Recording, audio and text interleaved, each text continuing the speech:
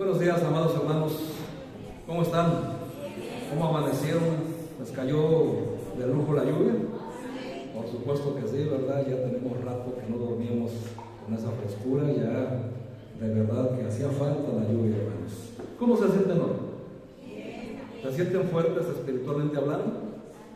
Qué bueno, hermanos, qué bueno, porque esta mañana vamos a hablar de demonios. Espero que estén listos y preparados para lo que van a escuchar en esta mañana. No voy a entrar en detalles acerca de nombres ni cosas por similar, no quiero generar en ustedes morbos. El propósito es jamás enseñar morbos, ideologías humanas. Nada que no esté sustentado en la Biblia, hermanos, se va a enseñar en esta iglesia. La realidad de esta situación es que nosotros, hermanos, amados hermanos, estamos en una guerra espiritual. Todos los días de nuestra vida, consciente o inconscientemente, estamos en una guerra espiritual. Y como acabamos de leer, siempre cuando tenemos problemas con el prójimo, con las personas, con el inconverso, no importa la relación sanguínea que exista, hay una lucha, pero Pablo dice que no tenemos lucha contra esa carne y contra esa sangre, refiriéndose precisamente a los cuerpos físicos de las personas que ya mencioné, sino que dice que tenemos esta lucha es contra principados, contra potestades, gobernadores de las tinieblas y contra huestes espirituales que habitan en las regiones celestes. Así que, qué interesante, hermanos, es entender la verdadera lucha espiritual. Si a ti te gusta escribir, el título de esta enseñanza, así se titula, la verdadera lucha espiritual. La verdadera lucha espiritual. Y vamos a hablar de ese tipo de cosas. La verdadera lucha espiritual. Ahora, antes de pasar a la guerra espiritual, primero les voy a decir lo que no es la guerra espiritual. La Biblia no define la guerra espiritual como echar fuera demonios, luchar contra ellos, atarlos, amarrarlos. No, hermanos. La mayor necesidad de la iglesia actualmente en este tipo de temas tan difíciles de llevar, tan dados a tantas opiniones, es que la iglesia, hermanos, necesita discernimiento para tratar ese tipo de temas. Y esto solamente se logra por medio del conocimiento de la palabra de Dios. ¿Qué quiere decir discernimiento en la Biblia? Discernimiento en la Biblia, hermanos, es la facultad de comprender o de saber algo por medio del poder del Espíritu Santo. Es decir, hermano, no es algo que tú vas a discernir, ya entendiendo lo que significa, por tu gran intelecto, por tus altos estudios académicos. Nada que ver, hermanos.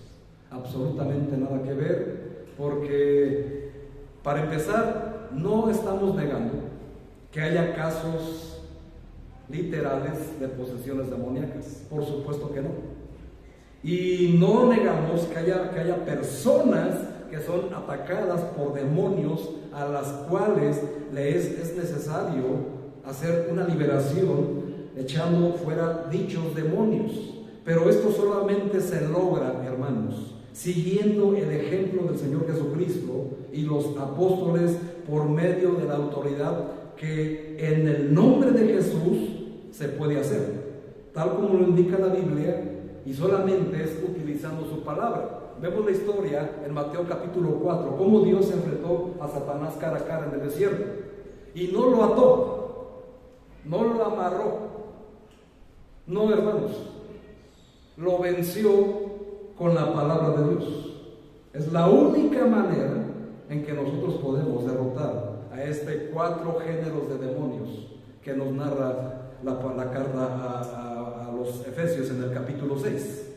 Ahora, pero mientras en los casos de posesiones demoníacas, hermanos, quiero que sepan, son muy contadas. Son las que son reales, pero muy pocas. Quiero que sepas, amado hermano, que Satanás jamás va a poder poseer a un cristiano. No puede. porque la misma Biblia dice en la carta de Juan que donde está la luz no pueden habitar la oscuridad. Así que es imposible. Así que no hay nada que tenga que ver que un cristiano tenga una posesión. O como muchos dicen, es que tiene demonio. No, hermanos, eso es absurdo. No, eso es infantil. Nadie tiene demonio porque se lo poseyó. Los demonios pueden influir en un cristiano, pero jamás poseerlos. Jamás. Jamás de los jamases, hermanos. Ahora, a otras personas, hermanos, incluso hay cristianos, que sí se encuentran en prisiones. Sí se encuentran en prisiones que son atacadas por demonios, pero no en ese sentido, sino como nos dice la palabra de Dios en segunda carta a los Corintios. Por favor, creo que lo tienen ustedes en su pantalla, pero quiero que vayan ahí, hermanos. Busca la segunda carta a los Corintios, en el capítulo 10, y vamos a leer el capítulo 4. Segunda carta a los Corintios, capítulo 10, versículo 4 y 5. Porque quiero que anoten, hermanos, precisamente esa lucha verdadera. ¿Están ahí? Dice el versículo 4: porque las armas de nuestra milicia no son carnales, sino poderosas en Dios para la destrucción de fortalezas, derribando argumentos y toda altivez que se levanta contra el conocimiento de Dios y llevando cautivo todo pensamiento a la obediencia a Cristo. Hay lucha espiritual verdadera, hermanos, contra demonios, pero la lucha no es contra la carne y la sangre. La lucha es espiritual y es real, y no tienen descanso. El mal, hermanos, nunca descansa, y es algo que nosotros deberíamos de tener siempre presente. El mal nunca descansa. Hagan de cuenta que trabajan para Electra, ¿verdad? Hagan de cuenta, hermanos. Así son ellos, así es la maldad. Cuando Dios, hermanos, por medio de Pablo, nos dice que las armas de nuestra milicia no son carnales, sino que son poderosas en Dios para destruir las fortalezas, se está refiriendo a la palabra de Dios. Es solamente por medio de la verdad que podemos destruir el error doctrinal que existe en estas situaciones cuando se habla o se enseña a una congregación la lucha espiritual, donde hay tantos falsos maestros, algunos indoctos, algunos inconstantes, algunos ignorantes y algunos siendo instrumentos de Satanás, en que el cristiano puede atar demonios, puede hacer exorcismos, puede hacer ese tipo de liberaciones. Hermanos, en el capítulo 6 de la epístola de los Efesios, Pablo nos describe toda la armadura de Dios y nos indica cuál es el arma que todo creyente debe utilizar precisamente para enfrentar a estos demonios, y es la espada del Espíritu, que es la palabra de Dios. Cuando leemos y estudiamos la Biblia y nos disponemos a obedecerla, podremos dar testimonio con nuestra vida de que hay un Dios verdadero que transforma la vida de los pecadores. También conoceremos y sabremos por qué creemos las doctrinas que creemos y podremos dar razón de ellas. Si honramos a Dios y obedecemos su palabra, podemos estar seguros que Él nos guardará y que ni el diablo ni los demonios pueden tocar nuestra vida. Y esto es importante que lo entendamos, porque en la actualidad, incluyendo cristianos, muchas personas están empeñadas en una confrontación cara a cara con los demonios y en aprender una serie de fórmulas para hablarles y confrontarlos. Hermanos, eso es un error. Incluso hay quienes han tomado extremos fuera de toda lógica, donde según ellos pueden adquirir poder subiendo a un monte, así como vemos narraciones en la Biblia, ¿verdad? O sobrevolar una ciudad en un avión para hacer lo que ellos llaman una guerra espiritual desde los cielos. Nada de eso, hermanos, tiene sentido, porque no hay fundamento bíblico y definitivamente no es efectivo contra Satanás y sus demonios. Eso solamente lo enseña alguien que es indocto, que vive en un cristianismo infantil y que sigue creyendo que ellos tienen el poder para enfrentar a Satanás y a demonios. No, hermanos. Por otra parte, hay muchos cristianos que siguen siendo engañados en creer que la guerra con el diablo y sus demonios es que te hagan ruidos en la cocina, que te jalen los pies en la noche, que te abran puertas, que hay que escuchar rasguños o cosas por el estilo. No, hermanos, eso por supuesto que no. Nada tiene que ver. Eso solamente son distracciones, que le tienes que buscar primero el origen físico. Cuando ya no se encuentra una evidencia física, podemos entonces pensar en que sí se trate de otra situación. Pero tenemos que estar bien conscientes sobre quién es el ataque, ¿verdad? Y por supuesto, hermanos,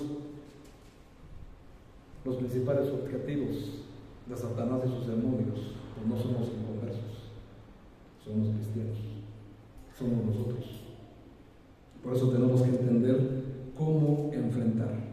Pero para poder enfrentar tenemos que conocer qué significa eso y cómo se hace.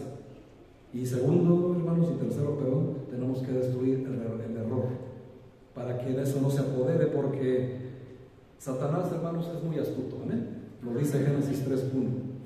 Y es más astuto que todos los animales del campo, refiriéndose al mundo entero, y él logra, hermanos, introducir en las iglesias doctrinas de demonios, que es donde está la verdadera lucha espiritual del creyente maduro. Tenemos que entender que nuestra lucha no es ni siquiera contra el falso apóstol, el falso profeta que se para en un púlpito y enseña que tú tienes el poder para atar demonios. No, hermano. La lucha no es ni siquiera contra esa persona, y Dios ya se encargará de él. La lucha, hermano, es contra los demonios que están influyendo en ese error doctrinal de esa persona que se dice ser apóstol, que se dice ser profeta y que está enseñando en un púlpito. ¿Sabes cuál es en la iglesia el lugar más utilizado por Satanás para destruir a su pueblo? El púlpito, hermano. Aquí donde estoy yo parado. Porque Satanás es astuto y sabe dónde pararse para engañar a los fieles, ¿verdad? Y como los fieles, hermanos, todos le creen al pastor, pues lo que diga el pastor es así, ¿verdad? Pues no, hermanos, gracias a Dios que vamos a enseñar doctrina sana. Y tenemos que estar bien al pendiente de no utilizar este púlpito, este lugar de privilegio, para enseñar una falsa enseñanza que, por supuesto, Dios no se va a quedar contento con eso, ¿verdad? Sino que va a poner su ira en marcha, y yo no quiero ser partícipe de su ira, hermanos. Ni quiero que ustedes sean. Por eso quiero enseñarles en esta mañana, hermanos, la verdadera guerra espiritual. Si tú estabas esperando escuchar, hay nombres de demonios, porque sí los hay. Si tú quieres saber cómo yo te voy a enseñar a hacer exorcismos, ya te equivocaste. Te voy a enseñar cómo derrotarlos. Pero no es a través de exorcismos, ni cosas fantasiosas, ni infantiles, como enseña Hollywood, ni como enseñan las falsas religiones. Amén. Te voy a enseñar, hermanos, a la luz de la Biblia, cómo derrotar ese tipo de situaciones en tu vida. Y tú no estés cayendo, hermano, y estés siendo presa de un error doctrinal, y tú seas esclavo de Satanás por creer ese tipo de malas enseñanzas.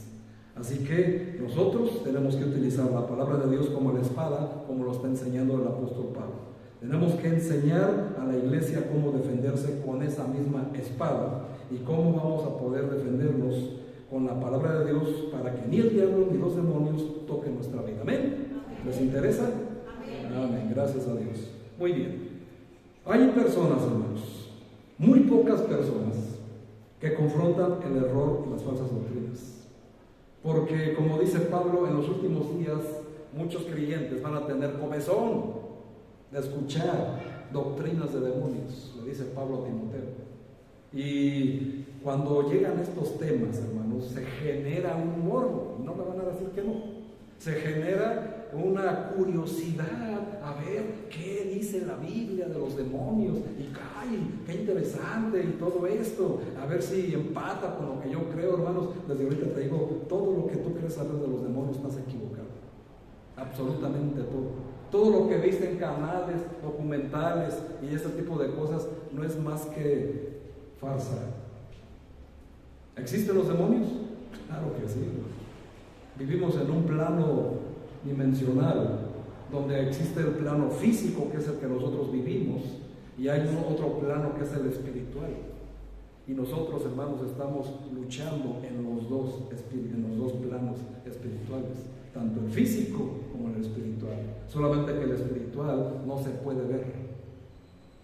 Solamente algunos que Dios les ha dado la facultad de poder discernir y ver cierto tipo de cosas, que eso se puede utilizar para la honra y la gloria de Dios y la edificación de la iglesia. Pero no, hermanos, no comas ansias. No creas que es algo grato. No es algo que tú digas, wow, cómo lo disfruto. No, hermano, no sabes ni lo que dices. No sabes la carga que es tener ese tipo de cosas en tu vida. Así que no te lo recomiendo, hermano. No te quieras meter en más problemas de los que ya tienes. Ahora, vamos a la Biblia, hermanos. Tenemos que conocer lo que es la verdadera guerra espiritual. Tenemos que tener más interés. Hay más interés, hermanos, en confrontar y expulsar a los demonios que confrontar el error y las falsas doctrinas. Pero si alguien se levanta y confronta el error doctrinal, es a él a quien quieren echar fuera. ¿No es así?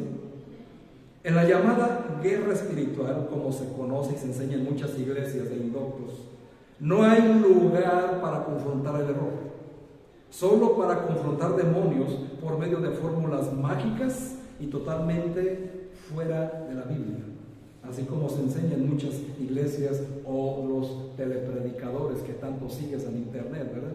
O los que en ese canal, y no digo que todos, pero son muy pocos los verdaderos pastores de sana doctrina. Los demás, hermanos, ya sabes a quién me refiero. El contexto del pasaje nos deja claro que estas fortalezas no son demonios. Estamos en 2 Corintios 10. No son demonios, sino doctrinas de demonios.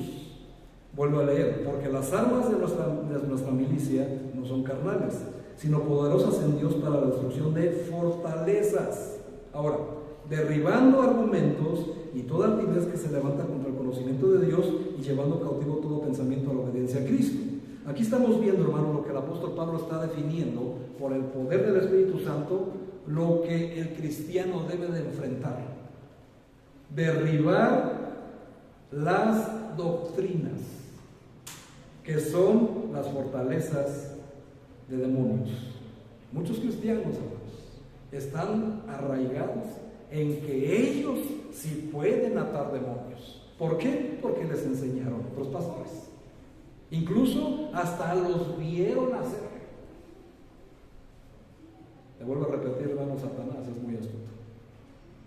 Y donde más trabaja Satanás es dentro de las iglesias, en el púlpito.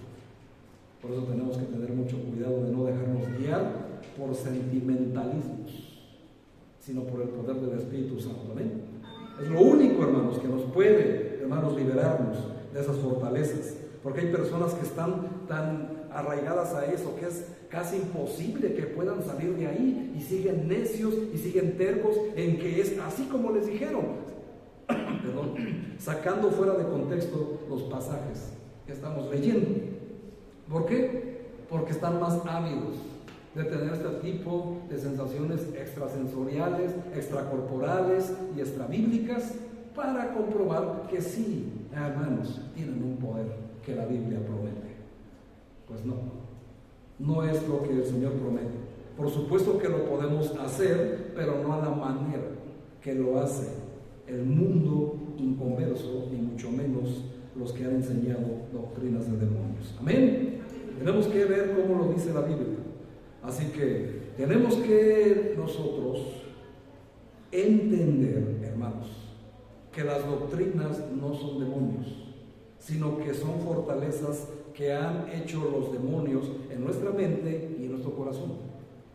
Y son el producto de espíritus, escúchame bien, seductores, que operan por medio de mentirosos e hipócritas que construyen estas ideologías de sabiduría humana y que se levantan contra el conocimiento de Dios.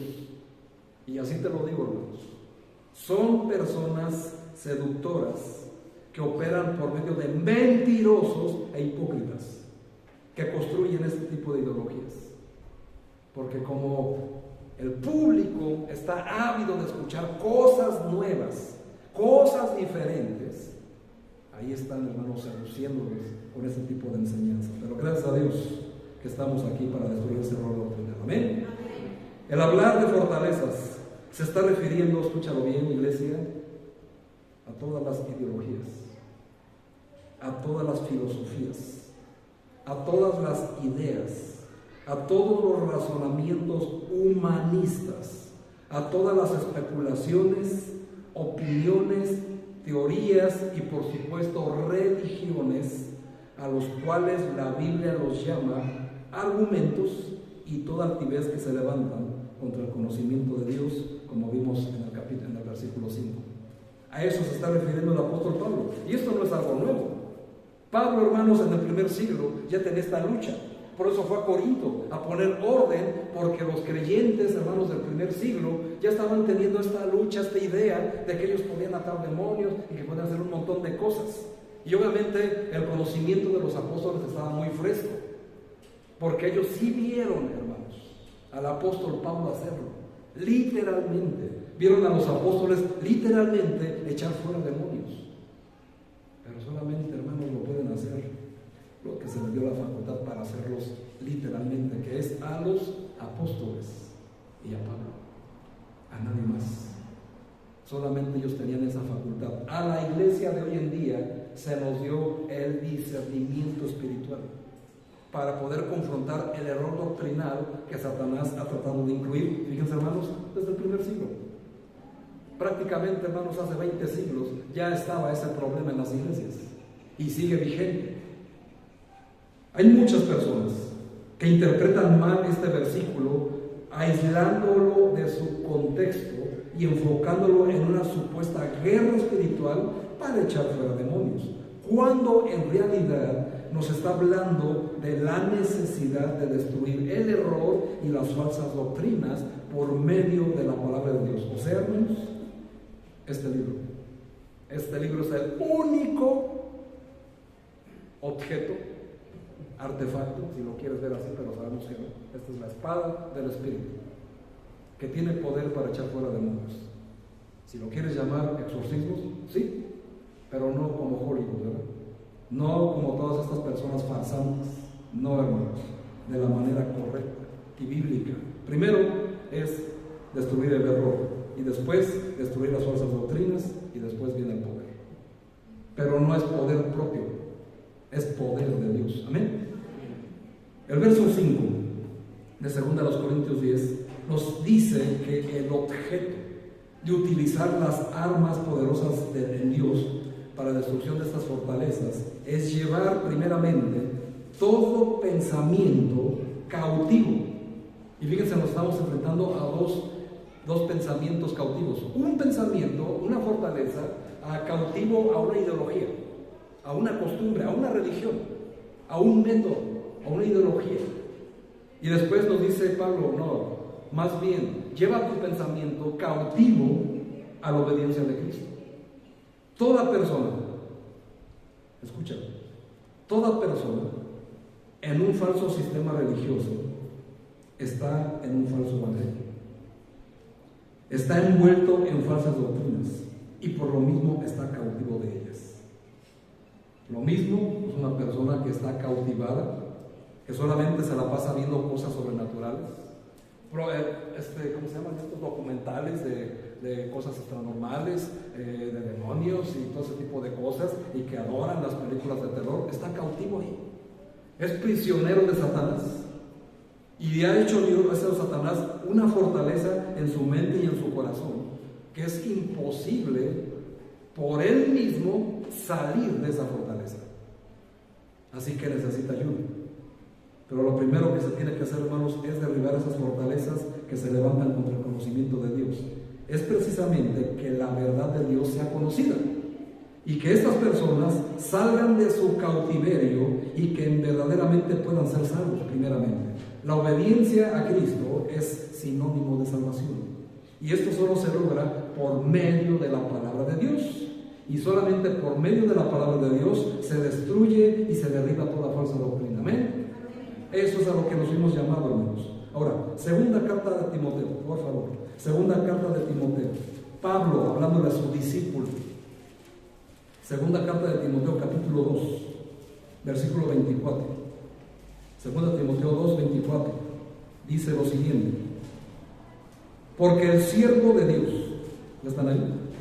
Porque el siervo del Señor no debe de ser contencioso, sino amable para con todos, apto para enseñar, sufrir, que con mansedumbre corrija a los que se oponen, por si quizá Dios les conceda que se arrepientan para conocer la verdad y escapen, atención iglesia, y escapen del lazo del diablo en que están cautivos a voluntad de él.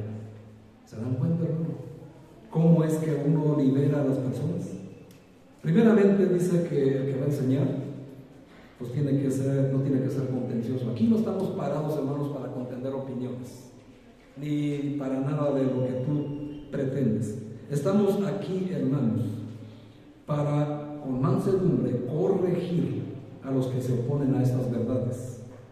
Y fíjense, hermanos, por si quizá Dios dice, les conceda que se arrepientan y conozcan la verdad.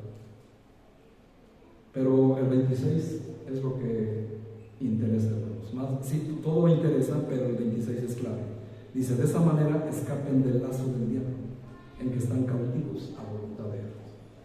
Puedes estar tú cautivo en filosofías, ideologías, religiones, pensamientos humanistas que son los más satánicos que hay hoy en día, y creer tú que tú lo sabes todo, creer tú que es como esas grandes instituciones televisivas, esos grandes canales de alta jerarquía saben más que Dios. ¿Por qué? Porque ellos te ofrecen un conocimiento que no enseña la Biblia, y ahí es donde estás más equivocado, hermanos, porque Dios enseña más que cualquier universidad del mundo, más que cualquier televisora. ¿Contra quién es la lucha? ¿Sabes que Cristo habla más del infierno que del cielo? ¿Sabes que Cristo, hermanos, habla más del infierno, del dinero, de la perdición del dinero, que de las bendiciones? ¿Sabes, hermano, que la Biblia habla más de los demonios que de los santos? ¿Por qué crees? Porque Dios sabe, hermanos, dónde estamos parados los que confiamos en Él. Por eso dice que el siervo de Dios, y esto obviamente se refiere primeramente al pastor, pero se supone que todos somos siervos de Dios, ¿amén? Así que dice, tiene que ser apto para enseñar, para que pueda con mansedumbre corregir a los que se oponen, por si quizás Dios les conceda el arrepentimiento y escapen de ese lazo que el Satanás los tiene. Así que ese lazo del diablo, hermanos, son las falsas doctrinas, son las religiones, son tus ideologías, tus pensamientos en creer que ahí está la solución y que en eso se encuentran cautivos a su voluntad. ¿Tú crees que tú estás ahí porque es tu voluntad estar ahí? No, hermano, otro error más. Tú estás ahí porque estás cautivo a la voluntad de Satanás. Por eso Pablo dice, libérate y mejor cautívate en el conocimiento de Cristo. Eso es lo que quiere el Señor, y ese es el propósito de esta mañana, llevarlos cautivos a ustedes al conocimiento de la verdad. ¿O qué dice 1 Timoteo capítulo 2 versículos 3 y 4? Porque esto es bueno y agradable delante de Dios, el cual quiere que todos los hombres, incluso los que están cautivos, sean salvos, y después que vengan al conocimiento de la verdad. Pues, hermanos, esa es la verdad, y la verdad os hará libres.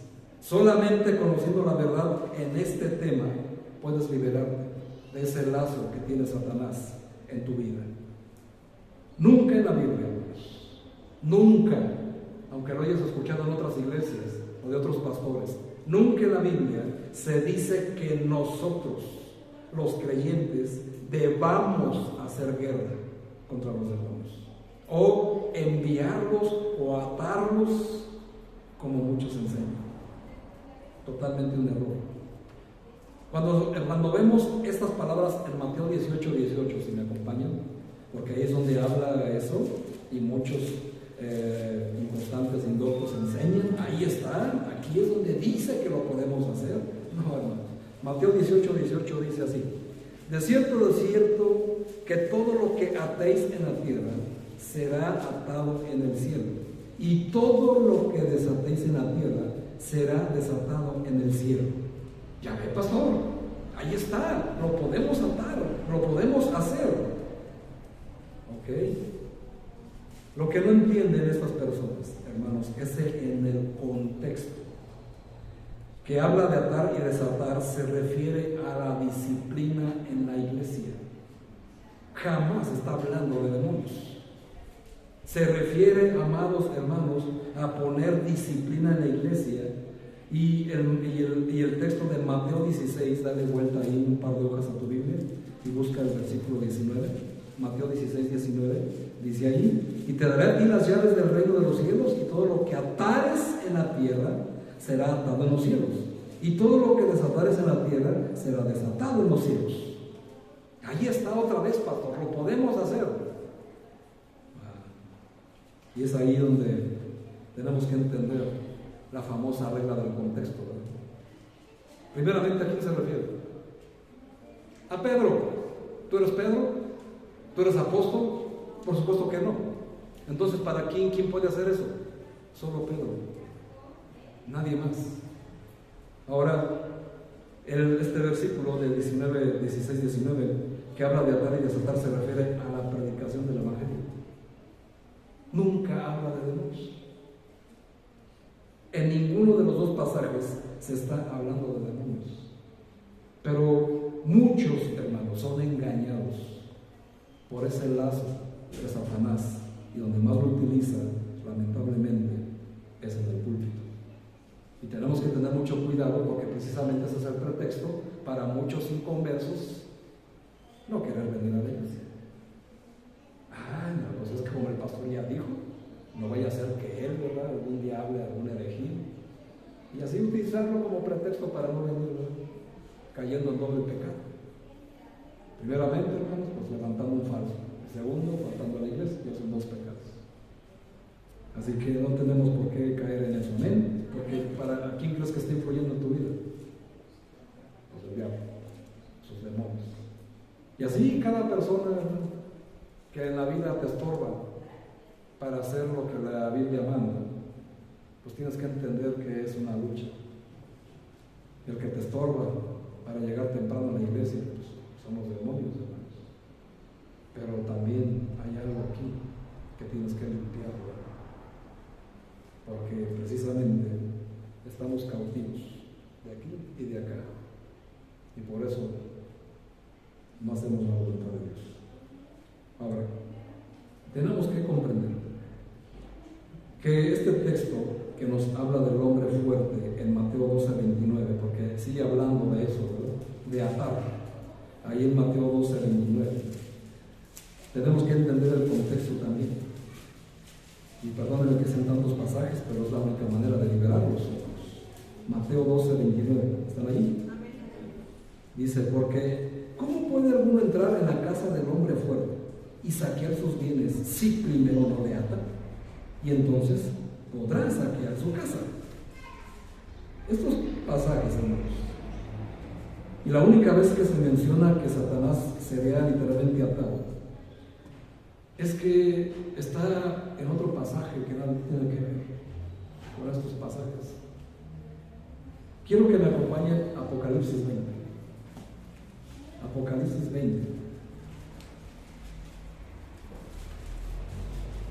Ese texto que acabamos de leer del hombre fuerte que es atado para sacar su casa se refiere a la derrota de Satanás por medio de la obra de Jesucristo, no porque tú lo puedas atar.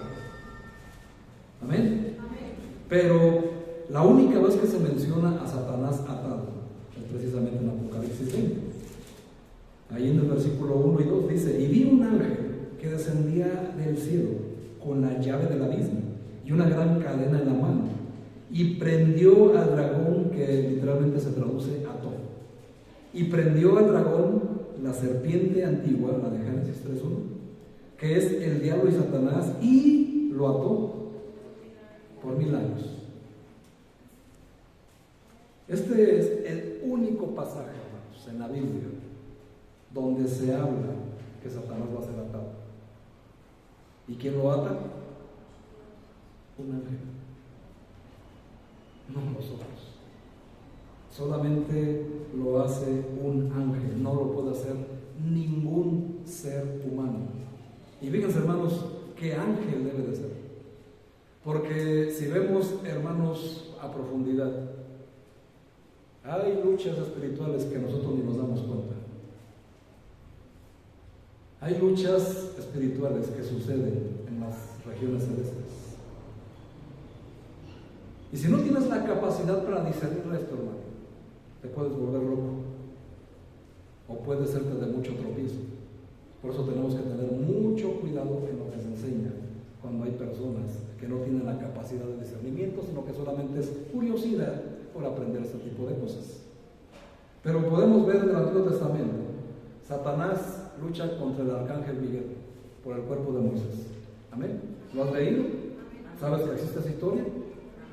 Hubo una lucha. Bueno, esa lucha, Miguel, hermanos, que es el comandante en jefe de los ejércitos divinos de Dios, no lo ató, sino que le dijo: Dios te reprende. Esa guerra va a volver a suceder.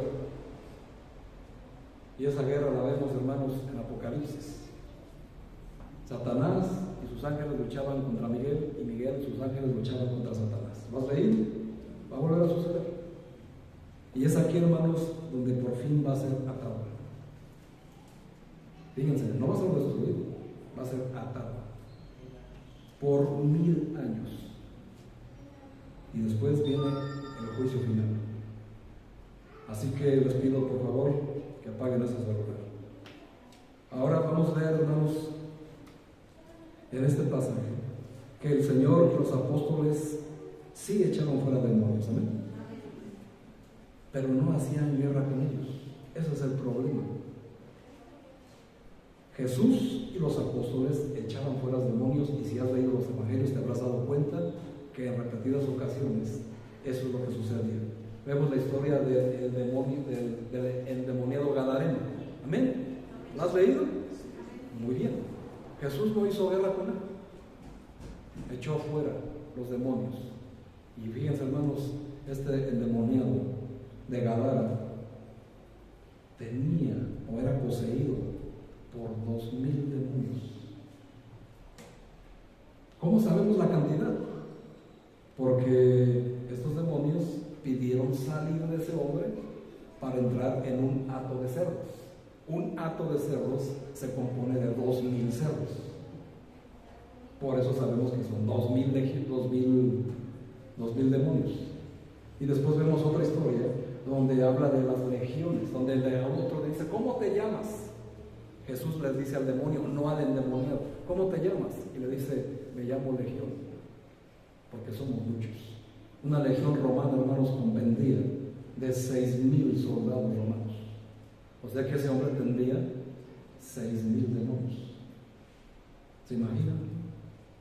Y no hizo guerra por ellos, solamente los echó fuera. El problema de hoy en día es que el cristiano quiere hacer guerra contra los demonios. Nunca vas a ganar, siempre vas a perder, porque a nosotros no se nos fue dado esa tarea. Se nos fue dado la tarea de anunciar el evangelio, anunciar su palabra y enseñar sana doctrina, y por medio de eso es como se puede echar fuera a los demonios. No atarlos, no hacer guerra contra ellos como se enseña por ahí, ¿verdad? No, hermanos.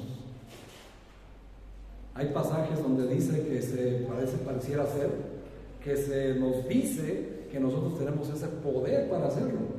Por eso cuando manda a los 70 y les dice: vayan y echen fuera demonios, y nos dice Mateo 10, versículo 8, que nosotros, hermanos, vayamos ahí a Mateo 18 para entender el contexto, porque eso es importantísimo. Mateo capítulo 10, versículo 8, es un pasaje que muchas veces citamos. ¿Están ahí? Leo desde el 7. Dice: y yendo, predicad diciendo: el reino de los cielos se ha acercado, sanad enfermos, limpiar leprosos, resucitar muertos y echar fuera demonios. Pareciera ser que sugería la Biblia, que sí lo podemos hacer, ¿no es verdad? Solamente, hermanos, que tienes que entender el contexto histórico. Esta orden, hermanos, es exclusiva para los 12 apóstoles. Y ellos dicen en el versículo 5. ¿Estás ahí? ¿Qué dice? A estos 12 envió Jesús. ¿Tú formas parte de los 12? Entonces no lo puedes hacer, hermano. Tienes que entender el contexto histórico. Solamente a los apóstoles y al apóstol Pablo se les dio la facultad de literalmente echar fuera demonios. A nosotros, hermanos, se nos dio esta espada. Y esta es la única manera en que podemos hacer guerra contra los demonios. No de esas maneras que enseñan por ahí, hermanos. Por favor, tienes que salir de esa cautividad en tu mente de que tú puedes enfrentarlos, porque jamás lo vas a poder hacer. Nosotros, hermanos, tenemos que seguir las instrucciones de Jesús y de los apóstoles. Para la iglesia, hermanos, son de utilizar la palabra de Dios para derribar y destruir las falsas doctrinas, las cuales son doctrinas de demonios, para liberar a quienes se encuentran cautivos de estas falsas enseñanzas y llevarlos a la verdad, al arrepentimiento y a la salvación, que se manifiesta en obediencia a Cristo, que es obediencia a su palabra. Siempre, hermanos, tienes que entender eso. Es mucho más fácil creer que somos espirituales haciéndonos a la idea de que una serie de fórmulas, de oraciones específicas, no bíblicas por supuesto, nos convierten en guerreros de Dios. Somos soldados de Jesucristo, ¿no? Pero fuimos llamados como soldados para luchar de otra manera. En lugar de disponer nuestra alma, mente y corazón a conocer su voluntad expresada en su palabra y comprometernos a obedecerla, es la manera de darle la espalda al pecado y amar y servir a Dios y a nuestro prójimo. ¿Qué es lo que tenemos que hacer? Es el amor a Dios y la obediencia a su palabra la que caracteriza a un verdadero cristiano, a un verdadero guerrero de Dios, y no en el poder imaginario de pelear contra Satanás y sus demonios. Cuando ni siquiera estamos dispuestos a pelear contra nuestras propias pasiones y pecados, creemos que podemos luchar contra algo más poderoso que nosotros. Si no puedes vencer tu pecado, hermano, ¿crees que vas a poder vencer una legión de demonios? Si eres derrotado, hermano, por tu simple apatía dominical, ¿qué es lo que te hace llegar tarde? Hay algunas otras circunstancias, no quiero señalar a nadie, no lo tomes personal, pero eso, para empezar, hermano, no puedes luchar ni contra eso. ¿Crees que tú vas a poder vencer una hueste? Mucho menos los que están más arriba, ¿verdad? Un gobernador de las tinieblas, hermano, por supuesto que no. Sino que estás luchando, hermano, contra una persona que está atada a voluntad de Satanás.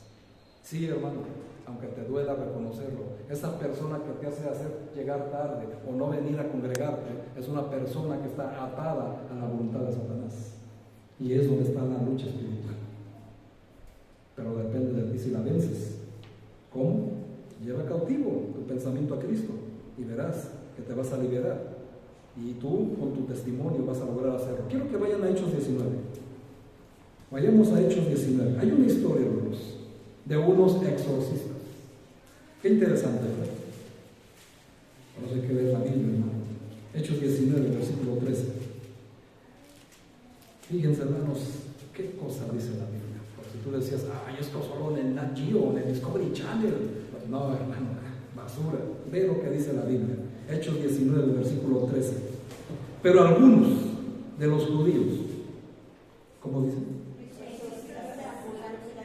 Intentaron invocar el nombre del Señor Jesús sobre los que tenían espíritus malos, diciendo: os conjuro por Jesús, el que predica Pablo. Fíjense, hermano, ni siquiera era de ellos. Había 7 hijos de un tal Esceva, judío, jefe de los sacerdotes, que hacían esto. No estamos hablando de cualquier persona, ¿verdad?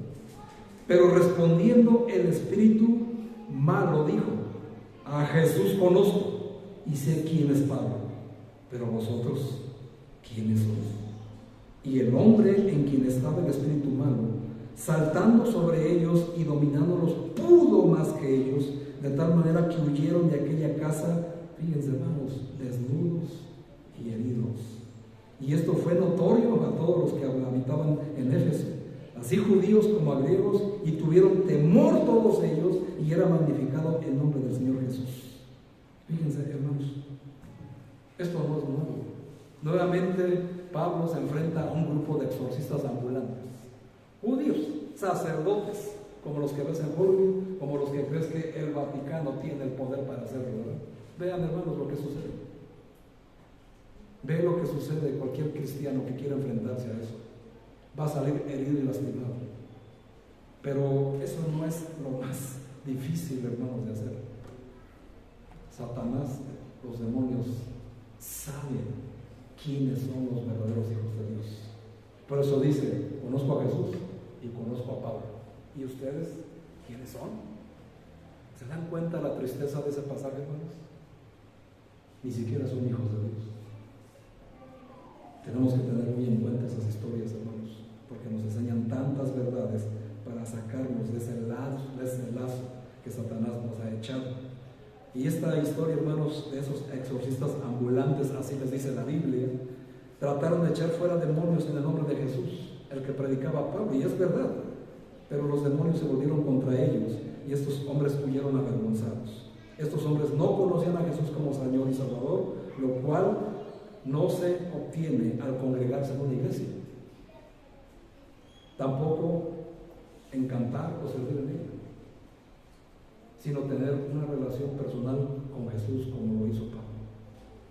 Eso es la única manera, hermanos, y los demonios saben quiénes son los hijos de Dios. Así que nadie se quiera poner ahí al brinco, ¿verdad?, con Satanás y sus demonios, porque aquí está lo que les puede pasar. Hermanos, Jesucristo es nuestro Señor y Salvador, amén. Pero es nuestro Señor y Salvador cuando nos arrepentimos de corazón de nuestros pecados y les damos la espalda a los pecados. Y es nuestro Señor cuando nos disponemos a obedecerlo en lo que Él nos dice en su palabra, o sea, en la Biblia. No podemos decir que Jesús es nuestro Salvador si no es nuestro Señor. Y no es nuestro Señor si no le obedecemos como lo que decimos que es nuestro Señor. Y por eso Lucas 6:46 dice, me llamáis Señor, Señor, pero no hacéis lo que les digo. Si tú no obedeces lo que dice la Biblia, no le puedes llamar Señor, porque el siervo hace lo que su Señor le dice, amén. Así que así de simple es. Si no conocemos o no entendemos su palabra, si no la leemos y la estudiamos, no podemos conocer a Jesús. No podemos tener una relación personal con Jesús. Tenemos que leerla, estudiarla, disponer nuestra alma, mente y corazón para obedecer todo lo que está en la Biblia. No podemos tomar lecturas aisladas y quererlos aplicar, ¿verdad?, para nuestra vida, porque está totalmente equivocado. La Biblia tiene una línea histórica y también tiene una línea de contexto arqueológico, sociológico, cultural de la época de Jesús. Y nosotros no podemos tomar cosas de la antigüedad para nosotros. Para eso existen las 7 cartas de Pablo, donde explícitamente se nos enseña lo que sí podemos hacer. Por eso hay que saber estudiar, hermanos. Ahora, en Efesios 6:12, entonces, pastor, ¿a qué se refiere? Si dice usted que la lucha es así, que es así, ¿a qué se refiere entonces de que no tenemos lucha contra sangre y carne, sino contra estos principados? Fíjense, príncipes de demonios, contra potestades, contra gobernadores y contra huestes, 4 géneros de demonios, y todos en un rango superior. Primero déjenme decirles, hermanos, que toda falsa doctrina es doctrina de demonios, de estos demonios. Todo falso maestro, no importa el nombre, la fama que tenga, si enseña doctrina de demonios, es un agente de Satanás. No importa lo que tú pienses, importa lo que dice la Biblia. ¿Amén? Esté consciente o no de ello, para propagar un falso evangelio, una falsa enseñanza y conducir a las personas a la condenación, es un instrumento de Satanás. Tienes que tener mucho cuidado a quién escuchas. Ay, pastor, pues es que sale en la tele. Pues no, güey, ¿qué dice la Biblia donde está Satanás gobernando? ¿A quién se le dice que es el príncipe de la potestad del aire? A Satanás. Entonces, ¿quién gobierna este mundo? Satanás. ¿Quién gobierna los medios de comunicación? Satanás, hermano. Pero la lucha no es contra los dueños de esas televisoras, es contra los que nos está enseñando Pablo. Ahí es donde está todo. Tú podrás reírte de mí, hermano. Podrás decir, estos se la creen que se la saben todo. No, hermano. Creer que uno se sabe todo también es una falsa doctrina. Tenemos que ser humildes, porque esto, hermanos, es voluntad de Dios. Y como dice la palabra de Dios en Santiago, humillaos bajo la poderosa mano de Dios, y Él los exaltará cuando fuera tiempo. Y eso es algo que tratamos de hacer. Nadie, hermanos, tiene la verdad absoluta. Solo Dios y la Biblia. Amén. Y eso es lo que estamos enseñando. Entonces, hermano, el verso 13 nos aclara cuál es el propósito de nuestra lucha. Dice el versículo 13, estoy en Efesios 6, versículo 13. Por tanto, dice, tomad la armadura de Dios para que podáis resistir en el día malo. En el día malo. ¿Cuál es el día malo, pastor? ¿Sabes cuál es el día malo, hermano? Cualquier día en que experimentes tentaciones para pecar y tengas oposición para hacer la obra de Dios. Ese es tu día malo. Ese es el día malo para ti. Si nos vestimos con toda la armadura de Dios, podremos resistir al enemigo. No se trata, hermanos, de conocer la armadura ni de recitar las partes de la armadura de memoria, sino se trata de vestirla, no solo en la iglesia o en los cultos de oración, sino en todo servicio activo. Utiliza la armadura en todo tiempo y lugar, y la espada del Espíritu, que es la palabra de Dios. Es la única manera en que podrás enfrentar este tipo de situaciones. Si no lees la Biblia, hermano, estás desarmado. Te podrás tener las otras partes de la armadura, pero si las otras partes, hermano, solamente son para defensa. La única parte ofensiva es la espada. Si no lees la Biblia, estás desarmado y siempre vas a perder. Siempre vas a perder. Tienes que tener siempre, hermanos, la espada en tu cabeza para poder derrotarla. ¿Cómo derrotó Cristo a Satanás en el desierto? Con la espada. ¿Cuál espada, pastor? Yo no veo ahí nada. Con la palabra de Dios. No le citó las Sagradas Escrituras. No le dijo a Satanás, escrito está, escrito está y escrito está. Se lo dijo en 3 ocasiones. Y es el mismo poder, hermanos, que nosotros podemos tener. Ven lo que dice Santiago. Santiago capítulo 4, versículo 7. Santiago capítulo 4, versículo 7. ¿Están ahí? Dice, leo desde el 6 para tener un contexto. Dice, pero Él da mayor gracia. Por esto dice, Dios resiste a los soberbios, ¿verdad? A todos los que se creen exorcistas espirituales. Y da gracia a los humildes. Versículo 7. Someteos pues a Dios. Resistid. Fíjense, hermanos, no dice, hazle guerra, exorcízalo, átalo. ¿Eso dice? No, hermanos, dice resistir al diablo. ¿Y cuál es la consecuencia? Y el diablo va a huir de ti. O sea, no se va a acercar. ¿Por qué? Porque te estás sometiendo a la voluntad de Dios. Tienes tu cabeza llena de la palabra de Dios, no llena de filosofías, humanismos, métodos supuestamente bíblicos para exorcizar, personas que tienen el don. No, hermano. Cualquier persona que tiene el Evangelio tiene la facultad para echar fuera un demonio, pero no por medio de un exorcismo. Y no lo hace la persona que evangeliza, sino es el poder de su palabra. Porque eso sucedió con nosotros cuando nos compartieron el Evangelio. Tal vez tú no lo sabías, pero estabas lleno a cautivo de voluntad de demonios. Por eso eras adúltero, fornicario, borracho, jugador, parandero. Ya parece canción, ¿verdad? Pero ustedes me entendieron. Por eso eras mentiroso, y digo eras, porque se supone, ¿verdad? Y todos los pecados en los que vivías, chismoso, metiche, hermano, ahí está. Eran demonios que estaban influyendo en tu vida. Y algunos sí estaban poseídos por demonios. Y por eso hoy son cautivos a ellos. Pero el día del Evangelio, hermanos, Jesucristo nos liberó. Y por eso más o menos caminamos en santidad, ¿verdad? Por gracia de Jesucristo. Por eso dice que Él da gracia a los humildes. Si tú quieres, hermano, ser revestido y tener este poder, ¿verdad?, para llevar el Evangelio, hermano, sé humilde delante de Dios. Humíllate delante de Dios y libérate de esas fortalezas de querer que no, que es como tú dices. Aún hay cristianos, hermanos, que aún andando en el camino creen que pueden utilizar filosofías para corregir su vida cristiana. Hermanos, eso es ir en contra de la voluntad de Dios. Alguien quiere restituir su matrimonio y prefieren a un psicólogo en lugar de la palabra de Dios. Hermanos, estás en contra de la palabra. ¿No lo entiendes? ¿Crees que una persona del mundo con filosofías humanistas, yo no digo que sean obra de Satanás, pero que creas tú que tienes más poder que Dios para resolver tu vida cristiana, estás muy equivocado?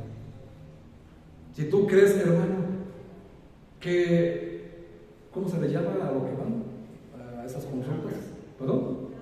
Terapias. Gracias, hermano. Si tú crees que una terapia va a ser más eficaz que una disciplina del Señor, hermano, estás en contra de la Biblia. ¿O por qué usted dice Santiago 4:4 lo que dice?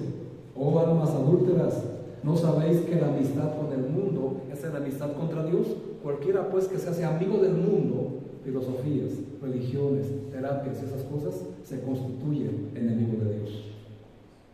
Ten cuidado, hermano. Ten cuidado de quién te estás haciendo amigo. Y eso la Biblia lo dice, hermanos, no es mi idea, no es mi pensamiento. Yo lo hago porque yo lo creo. Yo prefiero tener de amigo a Dios que al mundo, ¿eh? Espero que tú también, porque si no, hermano, con toda la constitución divina te conviertes en enemigo de Dios, y eso no te conviene. Te lo aseguro que no te conviene, porque vas a ir de mal en peor. Vas a ir tropezando con la misma piedra una y otra vez, vas a seguir cayendo en un hoyo, en un abismo, cada vez más y más y más. Si sigues en la corriente del mundo, hermanos, vas a ir como en un pantano. Vas a ir caminando y cada que avances, ¿qué pasa? Te hundes más, hasta que ya no hay escapatoria. Esa es tu decisión. Dios te está dando la solución. Y estas cosas, hermano, de resistir significa permanecer firmes en nuestra fe, no comprometer ni negociar la verdad del Evangelio, no rendirnos a la tentación de amar el sistema pecaminoso del mundo, aunque se vea bonito o se vea de alguna manera muy prometedor para solucionar mi vida. No, hermanos, por supuesto que no. Hay otro pasaje en Lucas 10, versículo 19, donde le dice a un grupo de 70: les doy potestad de hollar serpientes y escorpiones, y sobre toda fuerza del enemigo, y nada os dañará. Lucas 19, 17. Este es un pasaje que se utiliza a menudo muy mal, sacándolo de contexto, para dar respaldo a la llamada guerra espiritual nuevamente. Pero Lucas nos enseña que si leemos el capítulo completo, no un versículo aislado, veremos que son instrucciones a un grupo específico, 70 hombres, para una comisión específica. ¿Cómo podemos saber esto? Pues leyéndolo, ¿verdad? Si no lo lees, ¿cómo lo vas a saber? Porque entre otras cosas que afirma el pasaje, el Señor les promete a esos 70 que nada les va a suceder. Y si vemos la vida de los apóstoles, es seguro que los 12 también iban enviados en este grupo de los 70. Pero notaremos, hermanos, también que el primero en sufrir muerte de mártir fue Jacobo, el hijo de Zebedeo y hermano del apóstol Juan. Entonces vemos que sí era posible que les hicieran daño. Históricamente sabemos que la historia nos dice que los apóstoles los 11 apóstoles, y Matías, que sustituyó a Judas el traidor, y a Pablo, el apóstol de los gentiles, solamente de esos, un apóstol no murió, Juan. Entonces, ¿el Señor Jesucristo mintió en Lucas 19, pastor? Al decir que nada les haría daño, no, por supuesto que no mintió. ¿O quiere decir que la promesa fue solamente para esos 70? Pues es obvio que no, porque murieron. Pero vean, hermanos, la verdad revelada en Juan 21. Siempre que saques un contexto de un pasaje de contexto, siempre va a caer en esas contradicciones. Pero todos los apóstoles murieron. Y por supuesto vemos que al tener muerte de mártir, sí se les podía hacer daño. Lo que no entiende la gente, el creyente, es que a lo que se refiere el Señor es en un ámbito espiritual. Y por supuesto estos 70 andando en la vida, hermanos, de aquellos tiempos, en la geografía, en los desiertos, se iban a enfrentar a todo este tipo de cosas, literalmente. Pero para ellos, hermanos, fue la promesa de que esto no les iba a hacer daño. Mas, sin embargo, se murieron. Solamente uno no. Juan el apóstol. ¿Y por qué? Vean lo que dice la Biblia. Estamos en Juan 21, versículo 20. Dice, y cuando les hubo dicho esto, les mostró las manos y el costado, y los discípulos se regocijaron viendo al Señor. Entonces Jesús les dijo otra vez, paz a vosotros. Como me envió el Padre, así también yo os envío. Y habiendo dicho estas, sopló y les dijo, recibid el Espíritu Santo. A quienes remitieres los pecados, les son remitidos, y a quienes les retuvieres, les son retenidos. ¿A quiénes les dijo esto? A los apóstoles. Nada más. Nada más a ellos. Nada más a ellos. Y luego dice en el 21, cuando Pedro le dio y dijo Jesús, Señor, ¿y qué de este?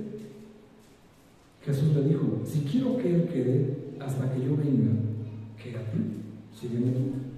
Ya le está diciendo a Pedro en Juan 21. Este dicho se quedó entonces entre los hermanos de que aquel discípulo no moriría. Pero Jesús no le dijo que no moriría, sino, si quiero que él quede hasta que yo venga, a ti qué. Y este es el discípulo que da testimonio de estas cosas, o sea, Juan. Juan, hermanos, no murió o no tuvo muerte de mártir. Lo intentaron matar, pero no murió, porque Dios le dijo, yo quiero que él quede hasta que yo venga. ¿Qué se refiere a esto? Que Juan, hermanos, iba a recibir el Apocalipsis. Por eso quedó, y lo recibió aproximadamente en el 95, 98 después de Cristo. El discípulo más grande, el que más vivió. Y a eso se refiere, hermanos, que solamente en Juan se cumple la promesa de que nada le iba a hacer daño. Y de los otros hermanos murieron porque era el propósito para llevar y fundar iglesias en los 3 continentes conocidos en ese tiempo. Ahora, es muy frecuente que quienes enseñan la Biblia se centran en el hombre y no en el Señor. Desean aplicar todos los pasajes que hablan de promesas, que hablan de bendiciones, que hablan de poder y de autoridad.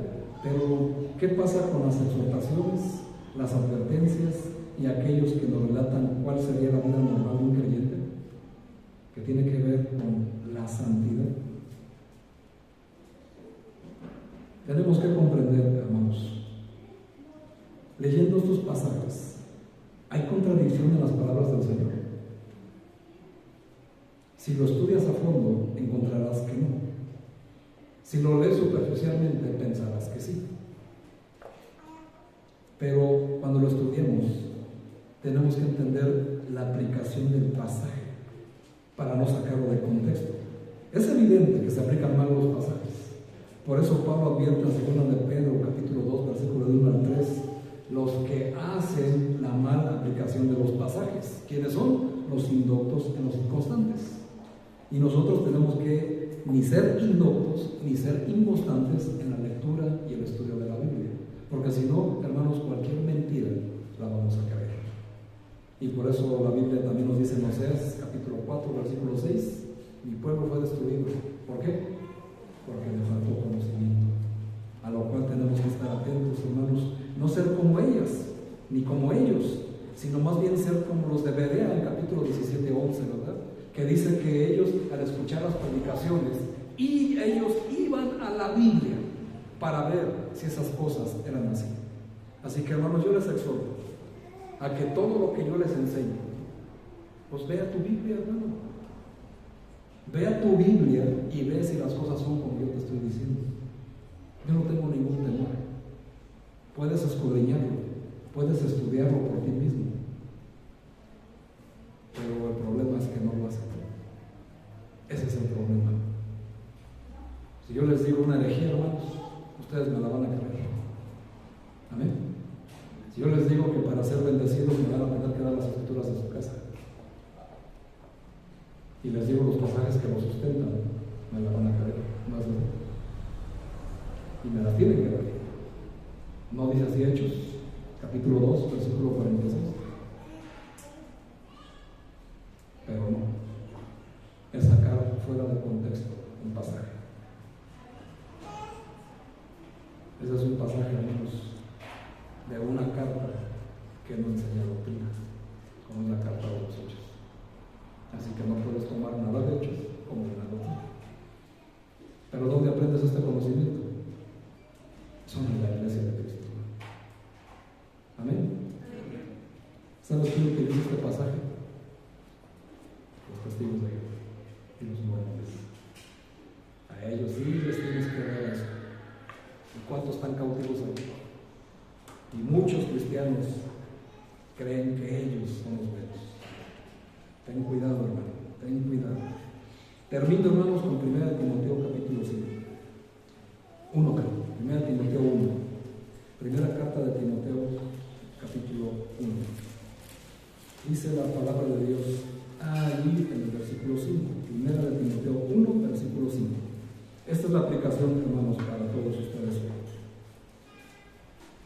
Pues el propósito de este mandamiento es el amor nacido de corazón limpio y de buena conciencia y de una fe no fingida, de las cuales cosas, desviándose algunos, se apartaron a vana palabrería, queriendo ser doctores de la ley, sin entender ni lo que hablan ni de lo que afirman.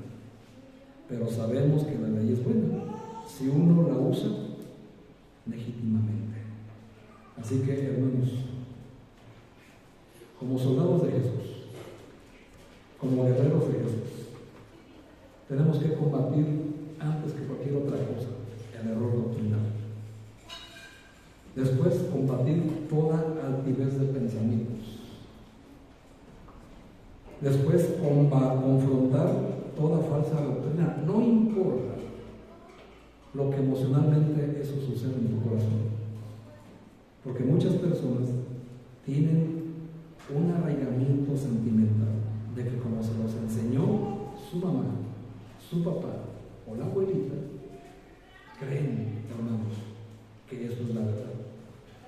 No, hermano.